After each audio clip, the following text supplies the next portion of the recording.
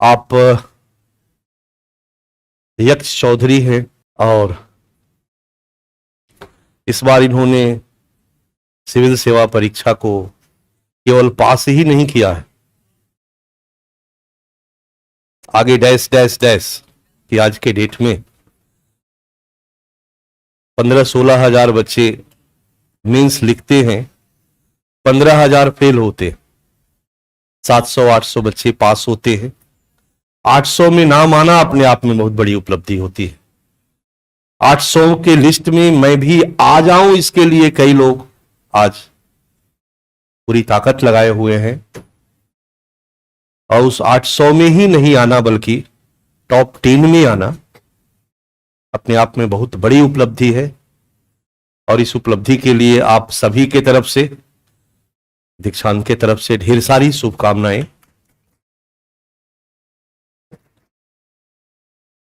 ये कभी हमारे यहां छात्र नहीं रहे, लेकिन मैंने जो अपना इंटरव्यू गाइडेंस प्रोग्राम चलाया उसमें ये शामिल रहे, तो हमारा कोई बहुत बड़ा योगदान संस्थान का नहीं है, 0.0001%। क्योंकि मैं भी कहता हूं कि आपके आईएएस बनने में कोचिंग की भूमिका मात्र 10% है। ये सच्चाई थी, है और आगे भी रहेगी। Good evening everyone. सर की सादगी तो मुझे लगता है मैंने आज तक ऐसे टीचर नहीं देखे कि सर ने मेरे लेक्चर से पहले ही एक्सेप्ट किया कि मैंने यहाँ से पढ़ाई नहीं की है। इसके लिए तो सर थैंक यू। मैंने इतने ऑनेस्ट टीचर मैंने नहीं देखे सर अभी तक। देखिए, मैंने लेक्चर के बारे में प्रिपेयर तो नहीं किया है, जो भी मेरा जेन्युइन ओपिनियन है, जो भी मेरा एक्सपीरियंस है यूपीएससी की प्रिपरेशन को लेके, वो मैं आपके साथ शेयर कर दूंगा यहाँ पे। ऑल्दो मेरा मीडियम इंग्लिश मीडियम है, बट मुझे लगता है कि बहुत सारे सोर्सेस कॉमन होते हैं। पढ़ने का तरीका या पढ़ने की अप्रोच भी ऑलमोस्ट सेम होती है, चाहे वो हिंदी मीडियम हो, इंग्लिश मीडियम हो या कोई और भी मीडियम हो। कुछ कुछ चीज़ें डिफरेंट होती हैं, कुछ बुक्स डिफरेंट होती हैं, बट ऑलमोस्ट सारी अप्रोच सेम ही होती है। अभी यहाँ पे बहुत सारे बच्चे होंगे, फ्रेशर्स होंगे, तैयारी शुरू की होगी, मन में बहुत सारे डाउट्स होते हैं। सबसे पहला तो डाउट होता है कि कौन से सोर्सेस पढ़े जाएं, कौन सा न्यूज़पेपर पढ़ा जाए, नोट्स बनाए जाएं कि नहीं बनाए जाएं, आंसर राइटिंग कब से स्टार्ट करनी है, प्रीलिम्स के टेस्ट कब से स्टार्ट करने हैं। इस तरह के जितने भी डाउट्स आपके मन में हैं, जो भी यहाँ पे फ्रेशर्स हैं, ट्रस्ट मी, कुछ समय के बाद ये डाउट्स अपने आप सॉल्व हो जाते हैं। इन चीज़ों को लेके आप बहुत ज़्यादा दिमाग में टेंशन ना पालें। सोर्सेस आप कोई भी चूज़ करें, स्टैंडर्ड किताबें हैं मार्केट में, 1 या 2 किताबें जो भी आपको पढ़नी है वो चूज़ करें, और जो आप चूज़ करें फिर उसी पे स्टिक रहें। ज़्यादा ना सोचें मेरे दोस्त लोग ये पढ़ रहे हैं, मेरे दोस्त ने वो पढ़ लिया, उन्होंने तो वो रिकमेंड किया है, उन्होंने वो रिकमेंड किया है। जो भी आपने पढ़ा है उसी पे स्टिक रहें, क्योंकि बेसिक सारी बुक्स में होते हैं और यूपीएससी किसी एक किताब से तो कुछ स्पेसिफिक पूछता नहीं है।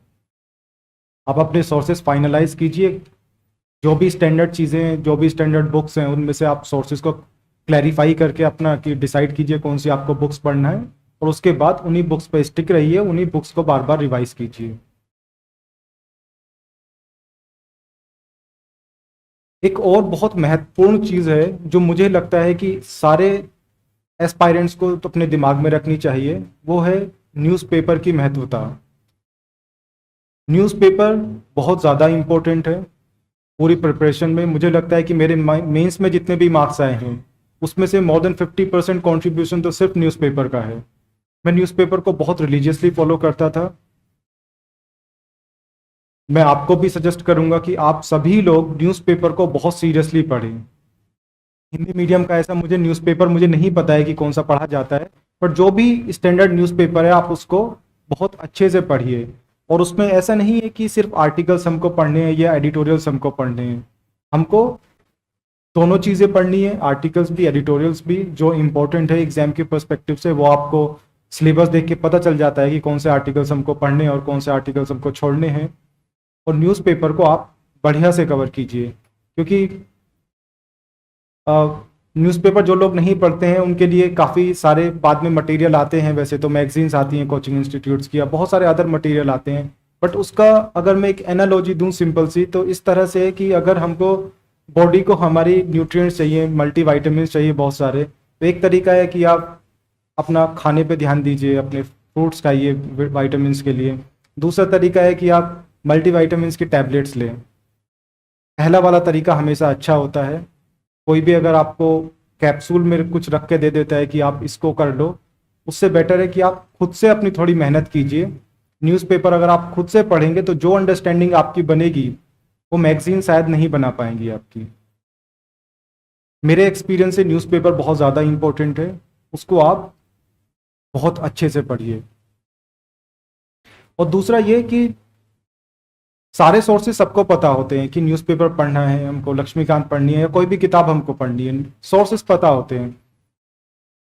सभी लोग वही पढ़ते हैं, कुछ लोगों का सिलेक्शन होगा, कुछ लोगों का सिलेक्शन नहीं होगा। यहाँ पे जो गौर करने वाली बात है कि ये सब सोर्सेज को पढ़ना कैसे है। अप्रोच बहुत ज़्यादा इंपॉर्टेंट है। सोर्सेज आप कोई भी चूज़ कीजिए, बट उसको पढ़ने का तरीका वो बहुत ज़्यादा ज़रूरी है। अगर आप कुछ भी चीज़ पढ़ें, एक तरीका तो ये होगा कि आप उसकी रीडिंग मार के आगे निकल जाएं। कुछ अपना आर्ली हम सेट कर लेते हैं कि हमको 40 पेज पढ़ना है, 50 पेज पढ़ना है, irrespective of our understanding.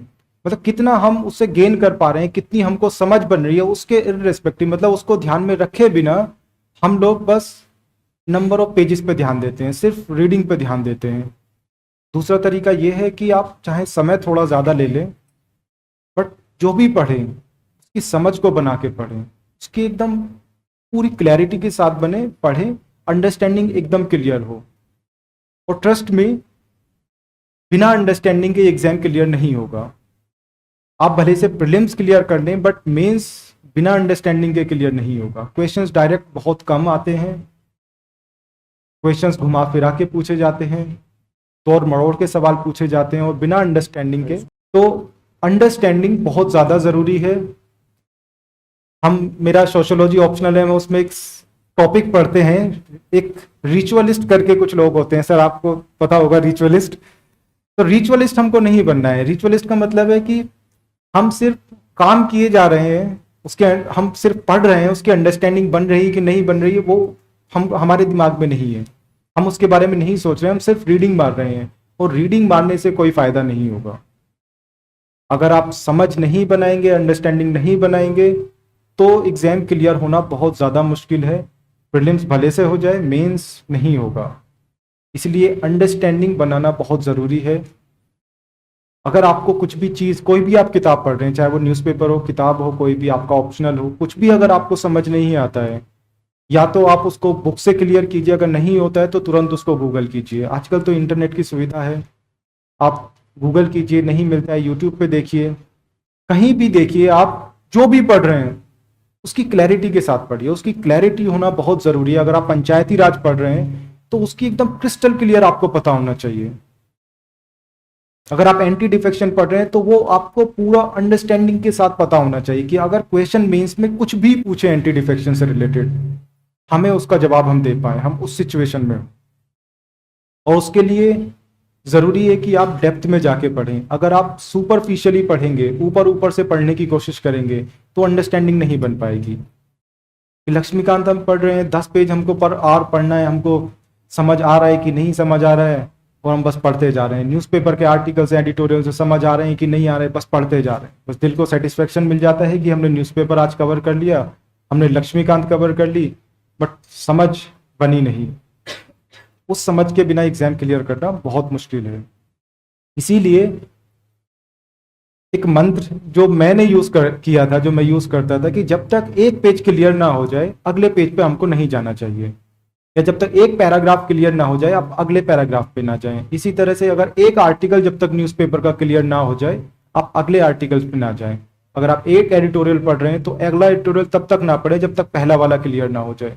Reading से कुछ नहीं होगा, आपको अंडरस्टैंडिंग बनानी ही पड़ेगी। मैं आपको एक सिंपल से कुछ एग्जांपल्स देता हूं। फॉर एग्जांपल, अगर न्यूज़पेपर में एडिटोरियल आता है, एक संपादकीय जो आता है, उसमें आता है कि WHO की फंक्शनिंग के ऊपर कुछ संपादकीय उसमें आया है। तो आपकी जिम्मेदारी बनती है कि आप WHO के बारे में पढ़ें। पहले आप WHO को समझें। जब तक आपको WHO की समझ नहीं होगी आप एडिटोरियल को समझ ही नहीं सकते हैं।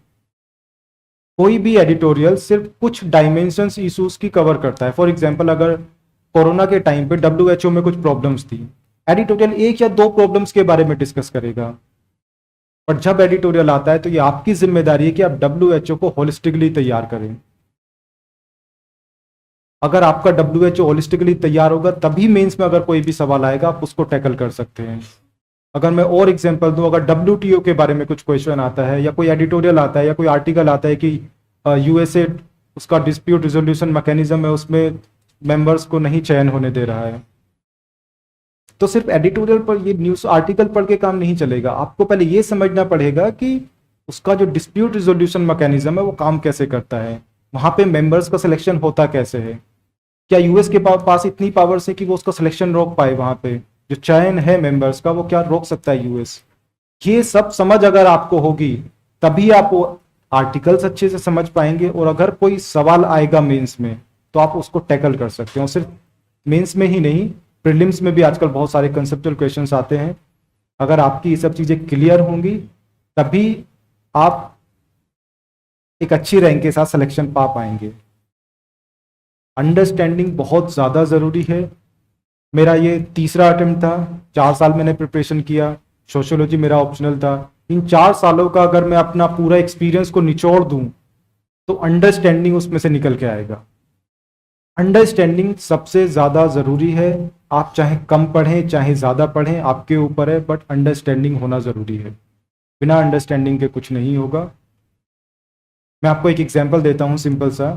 हम लोग सब PRI के बारे में पढ़ते हैं, पंचायती राज इंस्टीट्यूशंस के बारे में पढ़ते हैं। लक्ष्मीकांत का एक चैप्टर होता है PRI के ऊपर, हम उसको पढ़ लेते हैं, उसके आर्टिकल्स याद कर लेते हैं, शेड्यूल याद कर लेते हैं, सब कुछ प्रोविजंस याद कर लेते हैं। बट लास्ट ईयर 2020 मेंस में एक क्वेश्चन आया था कि अभी पंचायती राज इंस्टीट्यूशंस में 3F वाली जो प्रॉब्लम्स होती है, फंड्स, फंक्शनरीज और फंक्शंस, वो प्रॉब्लम्स आजकल नहीं है। आजकल प्रॉब्लम फंक्शनैलिटी की है। अब जनरली जो हम पढ़ते हैं इश्यूज पंचायती राज में वो 3F वाले पढ़ते हैं कि फंड्स की प्रॉब्लम है, फंक्शनरीज की प्रॉब्लम है और फंक्शंस की प्रॉब्लम है, या उसकी रिस्पॉन्सिबिलिटी जो भी उसके रोल्स हैं उनकी प्रॉब्लम्स है। बट क्वेश्चन उसके बारे में नहीं पूछ रहा है, क्वेश्चन फंक्शनैलिटी के ऊपर पूछ रहा है। अगर आपकी PRI के ऊपर समझ होगी तब आप उस क्वेश्चन को लिख पाएंगे, अदरवाइज आप उसमें कुछ लिख ही नहीं पाएंगे। अगर आप 3F वाली प्रॉब्लम्स उसमें रिपीट करेंगे, लिखेंगे, मार्क्स मिलने नहीं है वैसे भी। इसीलिए समझ का होना बहुत ज़्यादा ज़रूरी है। कुछ भी चीज़ पढ़ें बिल्कुल क्लैरिटी के साथ पढ़ें, क्रिस्टल क्लियर करके पढ़ें। अगर हम डांस फॉर्म्स पढ़ रहे हैं आर्ट एंड कल्चर में, नहीं समझ आ रहा है, तुरंत उसका यूट्यूब पे उसका वीडियो देखिए कि वो डांस एक्चुअली होता कैसे है। कोई टेम्पल आपको नहीं समझ आ रहा है आर्ट एंड कल्चर में, याद रखने में प्रॉब्लम हो रहा है, उसका फोटो देख लीजिए गूगल इमेजेस में, दिमाग में ज़्यादा समय तक रहता है। अगर हम पढ़ते हैं कि कोणार्क टेम्पल को ब्लैक पगोड़ा बोलते हैं, पुरी को वाइट पगोड़ा बोलते हैं, कि क्यों बोलते हैं उनको ऐसा, अगर आप उसका इमेज देखेंगे तो आपको तुरंत समझ आ जाएगा कि उसको ऐसा क्यों बोलते हैं। रटने की कोशिश ना करें बहुत ज़्यादा, जो फैक्ट्स हैं उनको आप रटें। डेटा होता है, आर्टिकल्स होते हैं, बहुत सारे प्रोविजंस होते हैं, कमिटीज, रिकमेंडेशन, जो रटने वाली चीज़ है उसको रटिए। बट जहाँ समझने वाली चीज़ है आप समझिए, उसको समझना बहुत ज़्यादा ज़रूरी है। In short, understanding is the key to UPSC। अगर आप समझ के साथ पढ़ेंगे एग्जाम आपको इजी लगेगा, नहीं पढ़ेंगे नहीं कर पाएंगे आप। अभी जैसे हमारा प्रीलिम्स आता है, अगर हम स्पेसिफिक टू प्रीलिम्स बात करें, वैसे तो आजकल बोलते हैं कि काफ़ी रैंडम है, और इस बात में पूरा सच्चाई भी है। काफ़ी रैंडम और अनसर्टेन सा आजकल प्रीलिम्स का एग्ज़ाम हो गया है। मैं GS की बात कर रहा हूँ, CSET की बात नहीं कर रहा। GS काफ़ी आजकल थोड़ा सा अनसर्टेन सा है। करंट अफेयर्स के क्वेश्चंस थोड़े से रैंडम आते हैं, पता नहीं चलता है कि कहाँ से पूछ रहे हैं। हम पूरी मैगजीन्स पढ़ते हैं, न्यूज़पेपर पढ़ते हैं, फिर भी पता चलता है कि करंट अफेयर्स के क्वेश्चंस हमसे नहीं बन पा रहे हैं। उसके लिए आप स्टैटिक को बहुत अच्छे से पढ़ें। अगर आप स्टैटिक अच्छे से पढ़ के जाते हैं तो 100 मार्क्स आपके आ जाएंगे, अगर आप सिली मिस्टेक्स नहीं करते हैं। अगर आप करंट अफेयर्स पे बहुत ज़्यादा भी फोकस नहीं करते हैं, 80-90 नंबर आपके स्टैटिक से आ जाएंगे, 10-20 नंबर आप जो करंट अफेयर्स ईजी वाला है उसको कवर कर ले तो आपका प्रीलिम्स निकल जाएगा। बट वहीं अगर आप स्टैटिक को इग्नोर करेंगे तो सिलेक्शन पाना मुश्किल है, क्योंकि करंट अफेयर्स आजकल मेरी ओपिनियन में रैंडम आने लगा है थोड़ा। कुछ स्टैंडर्ड क्वेश्चंस होंगे करंट अफेयर से, बट रैंडमनेस बढ़ गई है। इसीलिए आपको स्टैटिक पे बहुत ज़्यादा फोकस करना चाहिए। और जब भी आप कुछ भी पढ़ें उसके PYQs का ज़रूर ध्यान रखें, चाहे वो प्रीलिम्स हो या मेंस हो। PYQs बहुत ज़्यादा इंपॉर्टेंट है। अगर हम मेंस का कोई भी टॉपिक तैयार कर रहे हैं, अगर हम इंक्लूसिव ग्रोथ तैयार कर रहे हैं, सेपरेशन ऑफ पावर तैयार कर रहे हैं, कोई भी टॉपिक अगर हम तैयार कर रहे हैं, तो उसके पहले ये देखें कि उस टॉपिक से किस तरह के क्वेश्चंस पूछे गए हैं और उसी दिशा में तैयारी करें। प्रीलिम्स के आप PYQs को एनालाइज करें, देखें कि वहाँ पे कौन से इंपॉर्टेंट थीम्स हैं, कहाँ से क्वेश्चंस ज़्यादा पूछे जा रहे हैं। कि अगर नेशनल पार्क से ज़्यादा सवाल आ रहे हैं तो आपकी जिम्मेदारी है कि आप नेशनल पार्क्स को बहुत अच्छे से तैयार करें। अगर बुद्धिज्म जैनिज्म से क्वेश्चंस आ रहे हैं तो आपकी जिम्मेदारी है कि आप उसको अच्छे से तैयार करें। आजकल एंशिएंट मिडिवल से सवाल आ रहे हैं, पहले नहीं आते थे इतने ज़्यादा, पिछले 2-3 सालों में एंशिएंट मिडिवल के क्वेश्चंस काफ़ी आने लगे। आपकी जिम्मेदारी है कि आप उन सब्जेक्ट्स को भी बढ़िया से तैयार करें। तो जो इम्पोर्टेंट थीम्स हैं आप उसको एक्सट्रैक्ट करें PYQs से और उस पर थोड़ा एक्स्ट्रा फोकस करें। अगर बुद्धिज्म जैनिज्म अगर आप अच्छे से तैयार कर लेते हैं, अगर एक दिन आपने उसमें दिया और अगर आपका एक सवाल वहाँ पे ठीक हो जाता है, 2 नंबर आपके बढ़ जाते हैं, तो वो बहुत बड़ी बात है, बहुत अच्छा रिटर्न है। उतने टाइम इन्वेस्टमेंट पे वो बहुत ज़्यादा अच्छा रिटर्न है। अगर नेशनल पार्क्स को तैयार करके 2 दिन तैयार करके आपके 1 या 2 सवाल सही हो जाता है, तो वो उतना टाइम इन्वेस्टमेंट वर्थ है। तो PYQs पे आप स्पेशल ध्यान दें, उसके इम्पोर्टेंट थीम्स पे ध्यान दें। और कुछ आंसर्स में पैटर्न्स होते हैं, कुछ लोग उसको ट्रिक्स भी बोलते हैं, मैं तो बोलता हूँ कि वो ज़्यादा कॉमन सेंस होता है। आप उस पर भी ध्यान दें कि किस तरह के आंसर्स जनरली सही होते हैं UPSC में। इस पर मैं ज़्यादा नहीं बोलूँगा, आप इसको थोड़ा खुद से देखें। बहुत सारी सोशल मीडिया पे, कोरा पे, यूट्यूब पे, ट्विटर पे आपको ये सब मिल जाएगा कि जो ट्रिक्स एंड ट्रिप्स होती हैं इसकी, आप उनको बहुत बढ़िया से तैयार करें प्रीलिम्स के लिए। अगर इस छोटी छोटी चीज़ों से अगर आपके 2-3 क्वेश्चंस ठीक हो जाते हैं, सिलेक्शन और ना सिलेक्शन में जो सीरियस कैंडिडेट्स होते हैं प्रीलिम्स में, उनके 3-4 या 5 या 6 नंबर से उनका रहता है कि अगर 95 कट ऑफ है तो मोस्टली लोगों के जो सीरियस कैंडिडेट्स हैं उनके 90 के आसपास रहते हैं कि 88 रह गया, 92 रह गया, पता चला कट ऑफ 95 है। वो 2-3 क्वेश्चंस का जो चक्कर है, जो उनको हमको ठीक करना है, वो आप इन छोटी छोटी चीज़ों से करेक्ट कर सकते हैं। PYQs प्रीलिम्स में भी और मेंस में भी बहुत ज़्यादा इंपॉर्टेंट है।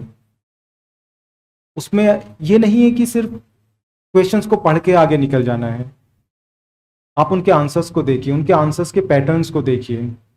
जैसे कि मैं एक छोटा सा एग्जांपल देता हूं कि अगर आप एनालाइज करेंगे पिछले 20 सालों के पेपर्स, तो आप पाएंगे उसमें कि UPSC में जनरली जो एक लाइन से ज़्यादा अगर स्टेटमेंट्स हैं और एक क्वेश्चन में 3 स्टेटमेंट्स हैं, तो वो कभी एक साथ सारे ठीक नहीं होते। ये छोटी छोटी ऑब्जर्वेशंस हैं, ट्रिक्स हैं या कॉमन सेंस उनको हम बोलें, जो भी है आप उसको फोकस कीजिए PYQs पे। बहुत सारे लोगों को हो सकता है ये चीज़ एब्स्ट्रैक्ट लगे, बट एक बार इसको ट्राई करके देखना। PYQs पिछले 20 सालों के बहुत बढ़िया से करिए। और जब मैंने लास्ट ईयर प्रीलिम्स दिया था, इस बार का तो मैंने मेन पेपर नहीं देखा, कुछ क्वेश्चंस रिपीटेड थे।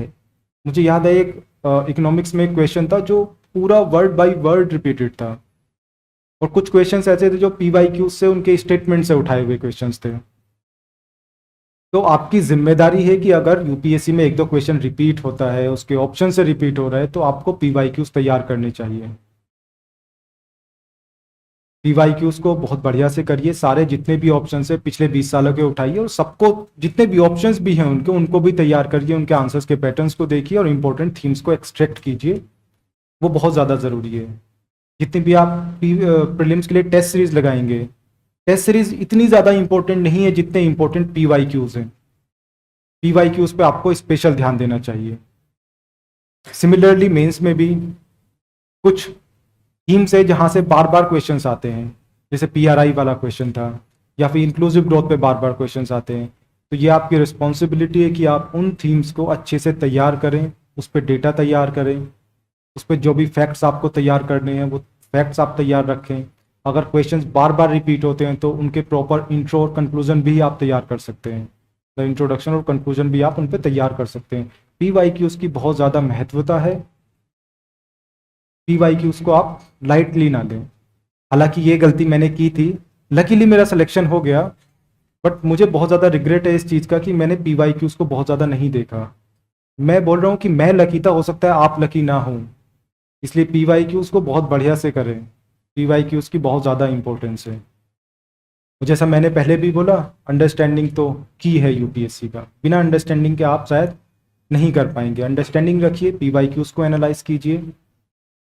उसके बाद एक बहुत बड़ा डाउट आता है कि हमको किस सीक्वेंस में करना चाहिए।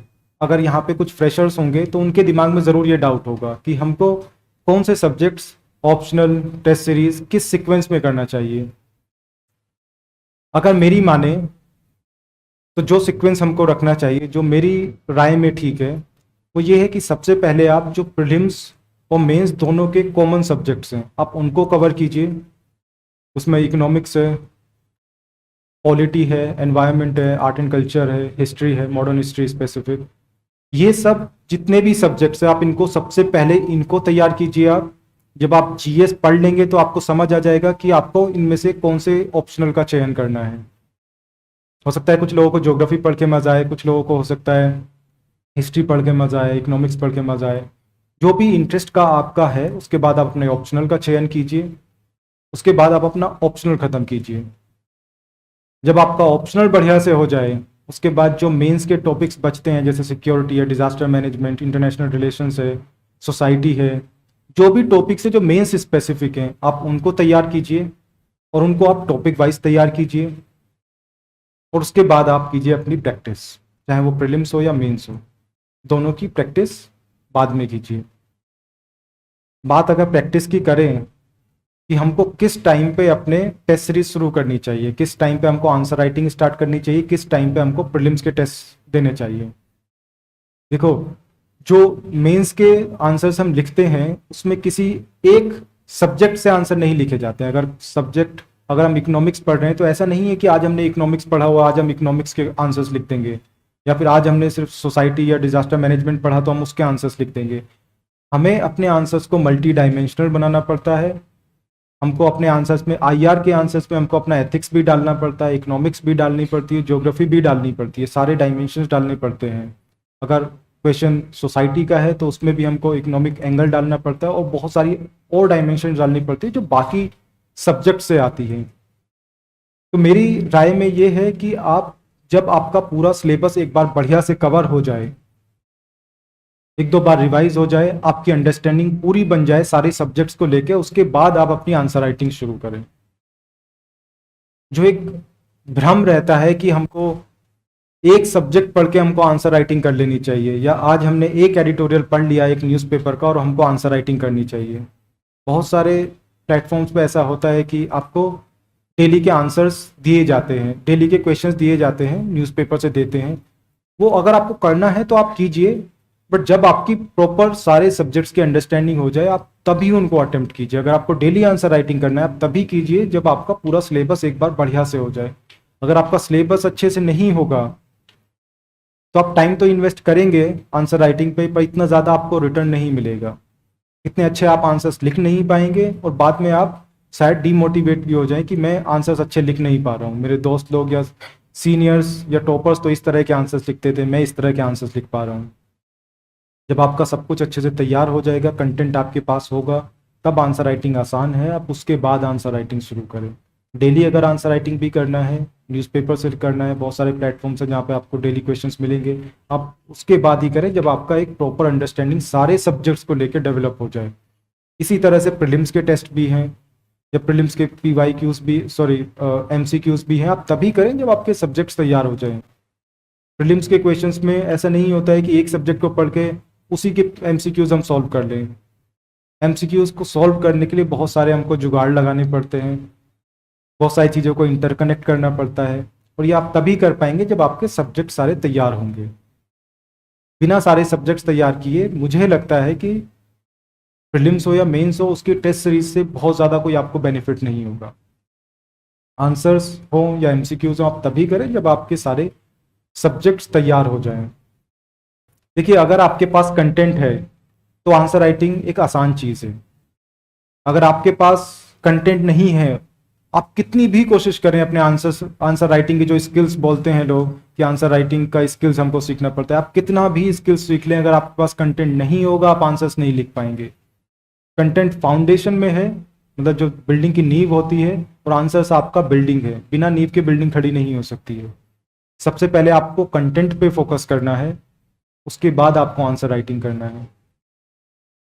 देखिए, जितने भी सीरियस कैंडिडेट्स होते हैं आप एवरेज मार्क्स ला सकते हैं, बट अगर आपको एवरेज के ऊपर जाना है तो आपको अपने आंसर्स की क्वालिटी को इम्प्रूव करना पड़ेगा। आपको अपने आंसर्स में छोटी छोटी चीज़ें इम्प्रूव करनी पड़ेंगी। मैं मानता हूं कि यहाँ पे कुछ लोग होंगे जो आंसर राइटिंग करते होंगे, बाकी जिन्होंने नहीं किया उनके लिए हो सकता है एब्स्ट्रैक्ट हो जाए जो मैं आंसर राइटिंग के बारे में बोल रहा हूँ, but just bear with me, थोड़ी देर सुनिए आप। शायद जब आप बाद में कभी आंसर राइटिंग करेंगे तो आपको शायद ये चीज़ें याद में आए उस टाइम पे। जब भी हम आंसर राइटिंग करते हैं हमें अपने आंसर्स में छोटे छोटे इनोवेशंस करने पड़ते हैं बाकी लोगों से ज़्यादा मार्क्स लाने के लिए। अब जैसे जीएस होता है 370 380 तक आप पहुंच जाएंगे, वो एवरेज मार्क्स है, पर आपको 400 क्रॉस करना है, 450 क्रॉस करना है, तो आपको अपने आंसर्स की क्वालिटी को इम्प्रूव करना पड़ेगा। और आंसर्स की क्वालिटी कैसे इम्प्रूव होती है कि सबसे पहले आपका आंसर कंप्लीट होना चाहिए। सारे आंसर्स में आपका इंट्रोडक्शन और कंक्लूजन होना चाहिए। बिना इंट्रो और कंक्लूजन के आपका आंसर अधूरा रहता है, उस पर आपको उतने मार्क्स नहीं मिलेंगे जितने आपके जब आपका इंट्रोडक्शन और कंक्लूजन प्रॉपर होगा, तब जितने मार्क्स आपको तब मिलेंगे। अगर आप सोचे कि मैं सिर्फ बॉडी लिख के अपने मार्क्स ले आऊं तो वो पॉसिबल नहीं है। अगर आप आंसर्स को कंक्लूड नहीं करेंगे आपका आंसर अधूरा है। दूसरी चीज़ है कि आपको जो आंसर है, जो क्वेश्चन है, आपको उसकी डिमांड को आपको फुलफिल करना पड़ेगा। जो भी आप लिखें रेलेवेंट लिखें, जो सवाल में पूछा है उसको लिखें, और अपने आंसर्स में एकदम क्लैरिटी के साथ लिखें कि अगर किसी चीज़ का सोशो इकोनॉमिक चैलेंजेस पूछा जाता है तो आप सोशो प्लस इकोनॉमिक दोनों चैलेंजेस लिखें और उसके अलावा और ज़्यादा कुछ ना लिखें। रिलेवेंसी बहुत ज़्यादा ज़रूरी है। अगर सोशो इकोनॉमिक पूछा है तो ऐसा नहीं है उसकी पॉलिटिकल चैलेंजेस हम लिखने बैठ गए, वहाँ पे पूछा नहीं है, कोई ज़रूरत नहीं है, आंसर कॉपी भरेंगे आप, मार्क्स मिलेंगे नहीं बाद में। तो जो पूछा है वही हमको लिखना है, क्लैरिटी के साथ लिखना है, छोटी छोटी हेडिंग्स डालनी है जो भी सवाल में पूछा है। अगर जैसे सोशो इकोनॉमिक चैलेंजेस पूछा है तो एक हेडिंग आप डालिए सोशल चैलेंजेस, एक डालिए इकोनॉमिक चैलेंजेस। एकदम क्लैरिटी के साथ आप बताइए कि आपने क्वेश्चन के किस पार्ट को कहाँ पे हैंडल किया है। एग्जामिनर को कुछ भी आपको आपकी कॉपी पढ़ के कोई भी दिक्कत ना हो उसको समझने में। और अपना थोड़ा कॉमन सेंस रखिए, आपको अपनी आंसर कॉपी को इंटरेस्टिंग बनाना है। छोटी छोटी चीज़ें आपको उसमें डालनी पड़ेंगी, जैसे आपको अपने आर्ग्यूमेंट्स को सब्सटेंशिएट करना है, उसके लिए आपको आपका डेटा तैयार करना पड़ेगा। अगर पॉलिटी वाला पेपर है उसमें आपको कमिटीज़, उनकी रिकमेंडेशंस, ये सब आपको याद करनी पड़ेंगी। आपको इन शॉर्ट अपने आर्ग्यूमेंट्स को सब्सटेंशिएट करना पड़ेगा। अगर आप 6 पॉइंट्स लिखते हैं तो कोशिश कीजिए उसमें 2 3 या 4 पॉइंट्स को आप सब्सटेंशिएट कर दें। कुछ डेटा लिख दें, कुछ कमिटीज़ लिख दें, कुछ रिपोर्ट्स लिख दें। सब्सटेंशिएशन ज़रूरी है, अदरवाइज आपका आंसर एकदम हवा में लगने लगेगा। एग्जामिनर भी सोचेगा यार ये तो एकदम हवाई बातें कर रहा है। सब्सटेंशिएशन बहुत ज़्यादा ज़रूरी है। उसके लिए आप या तो खुद से डेटा तैयार कीजिए या कंपाइलेशंस आते हैं, आप कंपाइलेशंस तैयार कीजिए। आप कहीं भी कुछ भी कीजिए, किसी भी तरह से कीजिए, आपको सब्सटेंशिएट करना है। आंसर्स को अपने सब्सटेंशिएट कीजिए। अब जो भी यहाँ पे लिख रहे होंगे अभी पूरे टेस्ट, उनको पता होगा कि सारे क्वेश्चंस करना बहुत इंपॉर्टेंट होता है। ऐसा नहीं होता है कि 20 क्वेश्चंस आते हैं हम 17 या 16 क्वेश्चंस कर दें और खुशी खुशी हम घर आ जाएं। तो 4 क्वेश्चंस आप छोड़ के आए हैं, आप 4 क्वेश्चंस बाकी लोगों से पीछे हैं। आपको सारे क्वेश्चंस अटेम्प्ट करने हैं। 20 क्वेश्चंस आते हैं, आपको 20 अटेम्प्ट करने हैं। कोशिश करना है कि जितने पेजेस दिए हैं वहाँ पे आप सारे पेजेस को फिल करके आएँ, सारे पेजेस को भर के आएँ। अपनी स्पीड अगर आपकी कम है स्पीड बढ़ाइए, स्पीड नहीं बढ़ पा रही थोड़े डायग्राम्स ऐड कर दीजिए, फिर भी नहीं बढ़ पा रही थोड़ा फॉन्ट साइज इंक्रीज कर दीजिए, तब भी ना बढ़े लाइंस के बीच की दूरी जो होती है, स्पेस होता है लाइंस के बीच का, उसको बढ़ा दीजिए। किसी भी तरह से कोशिश कीजिए कि आपकी कॉपी थोड़ी भरी भरी लगे। वहाँ पे जो क्वेश्चन से पूछा है उसको एड्रेस कीजिए, सिंपल एकदम हेडिंग्स डालिए, वहाँ पे अच्छे इंट्रोडक्शन कंक्लूजन लिखिए। मैकेनिकल इंट्रोडक्शन कंक्लूजन मत लिखिए बिल्कुल भी कि एकदम घर से बना के गए हैं कि इंक्लूसिव ग्रोथ का आएगा तो मुझे यही इंट्रोडक्शन लिखना है, चाहे जो क्वेश्चन आ जाए। PRI का क्वेश्चन आएगा मैं यही इंट्रोडक्शन लिखूंगा चाहे क्वेश्चन कुछ भी पूछे। इस तरह के मैकेनिकल इंट्रोडक्शंस एग्जामिनर को सिर्फ इरिटेट करने के अलावा और कुछ नहीं करेंगे, मार्क्स आपके नीचे जाएंगे। इंट्रोडक्शन, कंक्लूजन ऑर्गेनिक होने चाहिए। जैसे हमारे सोशियोलॉजी में एक कंसेप्ट होता है ऑर्गेनिक एनालॉजी का, उसमें होता है कि बॉडी में बहुत सारे डिफरेंट डिफरेंट पार्ट्स होते हैं और सारे पार्ट्स साथ में मिलके काम करते हैं जिससे कि बॉडी हमारी सस्टेन कर पाती है। एक पार्ट दूसरी पार्ट के फंक्शनिंग में कंट्रीब्यूट करता है। इसी तरह से आपके जो आंसर्स के पार्ट्स हैं, इंट्रोडक्शन, बॉडी, कंक्लूजन, डायग्राम्स, वो सब एक ऑर्गेनिक सिंक में होने चाहिए। उनके बीच में एक ऑर्गेनिक लिंकेज होना चाहिए। ऐसा नहीं कि इंट्रोडक्शन में आपने कुछ लिखा है, बॉडी में आपने कुछ लिखा है, कंक्लूड आप किसी और चीज़ से कर रहे हैं, उनके बीच में कोई सिंक नहीं है, कोई कनेक्ट नहीं है। एग्जामिनर इरिटेट होगा, मार्क्स आपको मिलेंगे नहीं। आपके इंट्रोडक्शन, कंक्लूजन एकदम ऑर्गेनिकली फिट होने चाहिए आपकी बॉडी से। अगर मैं आपको यहाँ पे एक दो एग्जाम्पल दूं कि अगर सवाल में इस तरह से पूछा जाता है कि पॉवर्टी के ऊपर क्वेश्चन है, पूछा जाता है कि भारत ने पॉवर्टी या गरीबी को कम करने के लिए काफ़ी कुछ किया है, काफ़ी कुछ हमको फ़ायदे मिले हैं या काफ़ी कुछ हमारे पास रिजल्ट्स आए हैं, इस क्षेत्र में गवर्नमेंट ने क्या किया है और आगे हमको क्या करना चाहिए। अगर इस तरह का सवाल है तो आप इंट्रोडक्शन में आपके पास डेटा होता है पॉवर्टी का, गरीबी का, आप उसको लिखिए कि भारत ने 2005 के बाद इतने मिलियन लोगों को, शायद 271 मिलियन लोगों को गरीबी रेखा के बाहर किया है। आप इस चीज़ से इंट्रोड्यूस कर सकते हैं।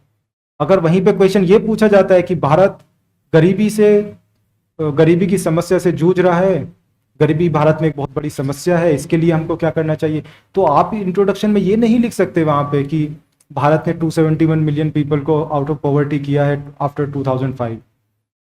वो ऑर्गेनिक इंट्रोडक्शन नहीं है। फिर वहीं पे आपको ये लिखना है कि भारत में 52 करोड़ लोग मल्टी डायमेंशनली पुअर हैं अकॉर्डिंग टू दिस रिपोर्ट। मतलब अगर क्वेश्चन निगेटिव ओरिएंटेशन है, क्वेश्चन का निगेटिव में बात करें, तो आपका इंट्रोडक्शन भी थोड़ी निगेटिव ओरिएंटेशन में होना चाहिए। अगर क्वेश्चन पॉजिटिव ओरिएंटेशन की बात करें तो आपका इंट्रोडक्शन पॉजिटिव में होना चाहिए। बॉडी में तो आप लिखेंगे ही जो सवाल में पूछा है, इसी तरह से आपको फिर कंक्लूड भी करना है। मेरा पॉइंट ये है कि मैकेनिकल इंट्रोडक्शंस नहीं लिखने हैं, मन में पहले से नहीं सोच के जाना है कि इस तरह का सवाल आएगा तो मैं यही लिख के आऊँगा, इस तरह का सवाल आएगा तो ये मेरा यही इंट्रोडक्शन है। कि पॉवर्टी का डेटा याद कर लिया, क्वेश्चन में पॉवर्टी दिखा और वही डेटा से हमने शुरू कर दिया। क्वेश्चन को समझना पड़ेगा कि क्वेश्चन क्या पूछना चाह रहा है, क्वेश्चन किस दिशा में जा रहा है, और उसी के ऊपर आप लिखिए। तो आंसर राइटिंग के बारे में ये है कि आपको रिलेवेंट लिखना है, अच्छे से आपको इंट्रोडक्शन कंक्लूजन्स लिखने हैं, जो सवाल में पूछा है उसको आपको हैंडल करना है, क्लियरली हैंडल करना है, छोटी छोटी हेडिंग्स डालने हैं, डायग्राम्स बनाने हैं, अपने पॉइंट्स को सब्सटेंशिएट करना है। और आंसर राइटिंग के बारे में अगर मैं बात करूं स्पेसिफिक, जो लोग करते हैं यहाँ पे शायद वो कनेक्ट कर पाए, जो टॉपर्स की आंसर कॉपीज होती है वो आंसर राइटिंग के लिए गोल्ड माइन की तरह है। आप जैसे इस बार की टॉपर श्रुति शर्मा जी हैं, आप उनकी कॉपीज को देखिए कि यार इतने मार्क्स कैसे ला सकता है कोई, उन्होंने ऐसा क्या लिखा है अपनी आंसर्स में जो उनके इतने मार्क्स आए हैं। अनुदीप दुरुशेट्टी हैं, बाकी और बहुत सारे टॉपर्स हैं जिनके एक्स्ट्रा ऑर्डिनरी मार्क्स हैं एकदम। आप उनकी कॉपीज को ऑब्जर्व कीजिए, उनका कंटेंट पे फोकस नहीं करना है, हमको ये ऑब्जर्व करना है कि उन्होंने किस तरह से आंसर्स लिखे हैं, उन्होंने किस तरह से डेटा लिखा है, किस तरह के उन्होंने डायग्राम्स बनाए हैं, किस तरह से इंट्रोड्यूस किया है, किस तरह से कंक्लूड किया है, किस तरह से हेडिंग्स डाली हैं, किस तरह के डायग्राम्स बनाए हैं। ये बहुत ज़्यादा इंपॉर्टेंट है। जितना कुछ आप टॉपर्स की कॉपी से सीख सकते हैं, इतना आप कहीं और से नहीं सीख सकते आंसर राइटिंग के बारे में।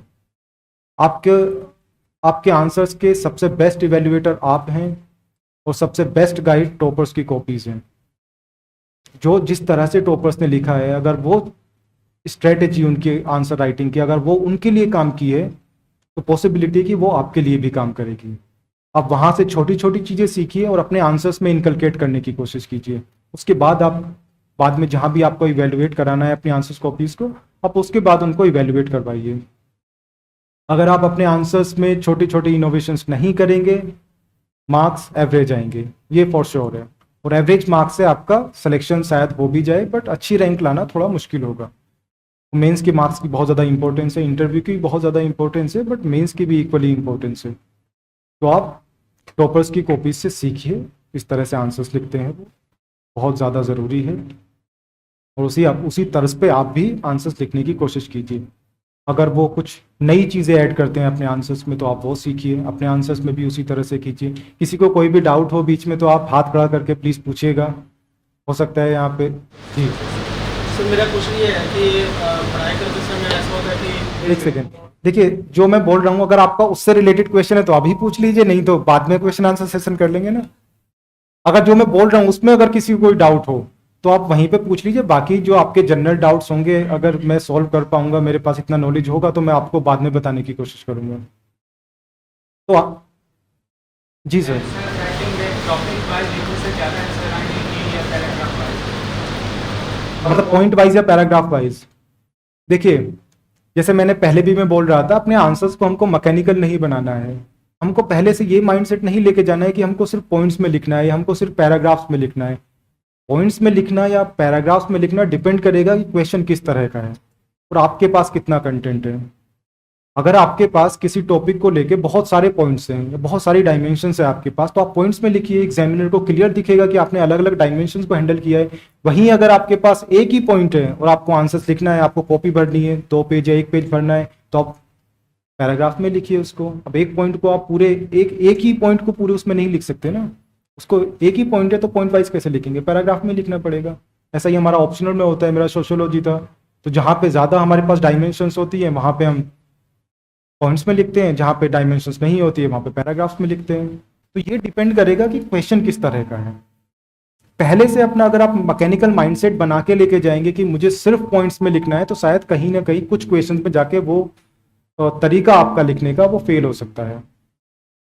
आप ये कोशिश कर सकते हैं पहले से कि यार मुझे ज़्यादा से ज़्यादा डायमेंशंस डालनी है, तो आप पॉइंट्स में अपना माइंडसेट बना के लेकर कि मुझे कोशिश करना है कि ज़्यादा से ज़्यादा पॉइंट्स में लिखूं। बट जहाँ पे पॉइंट्स वाइज फिट नहीं होती है स्ट्रेटेजी, अगर फिट नहीं होती है पैराग्राफ्स में लिखना मजबूरी है, वो लिखना ही पड़ेगा। जहाँ ओपिनियन पूछा गया वहाँ पैराग्राफ। जहाँ पे ओपिनियन पूछा गया है, देखिए स्पेसिफिक टू दिस क्वेश्चन, अगर आपकी ओपिनियन भी पूछी जाती है तो ऐसा तो नहीं है कि आप ओपिनियन सिर्फ एक ही डायमेंशन में देंगे। अगर किसी भी चीज़ को लेके अगर आपकी ओपिनियन पूछी जाती है, अगर आपके पास मल्टीपल आर्ग्यूमेंट्स है अपनी ओपिनियन को सब्सटेंशिएट करने के लिए, तो आप उसको पॉइंट्स में लिखिए।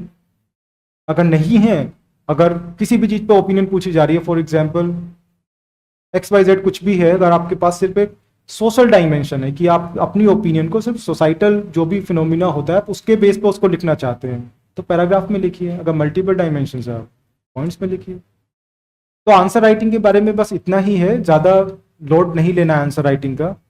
अपना पहले आप कंटेंट पे फोकस कीजिए, उसके बाद अपनी आंसर राइटिंग कीजिए। जी सर।